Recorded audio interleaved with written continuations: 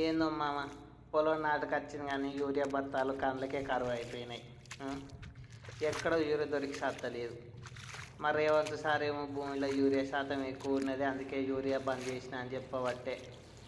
మరి ఏ ఊళ్ళో టెస్ట్ చేసిండు, ఏ భూమిలో టెస్ట్ చేసిండో సారు, ఏనైతే వచ్చి చూసిండో నాకైతే తెలియదుల్లా. మరి మా ఊళ్ళో అయితే ఇప్పటి వరకు నాకు ఎవరు టెస్ట్ చేసిన వాళ్ళే కానీ వాళ్ళే ఊళ్ళో కొంపదీసి కేసీఆర్ సార్ ఫామ్ హౌస్లకి ఇట్లా టెస్ట్ చేసి ఉంటారు, అందుకే బంద్ చేసి ఉంటారు. అదే నిజం కావచ్చు. అయితే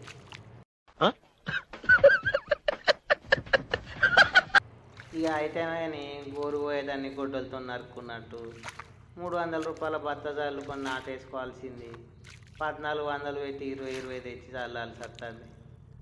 ఏమో ఏమో సారు, దీన్నే డెవలపింగ్ అంటారు కావచ్చు. 300 ఖర్చు పెట్టి మాతో 1400 ఖర్చు పెట్టి ఇస్తాను.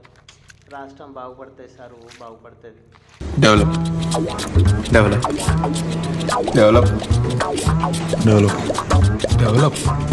ఏమిరా బాలరాజు, ఏమిరా ఉపయోగం దేశానికి నీ వల్ల? ఏదన్నా పని చేసుకోరా బేవకు.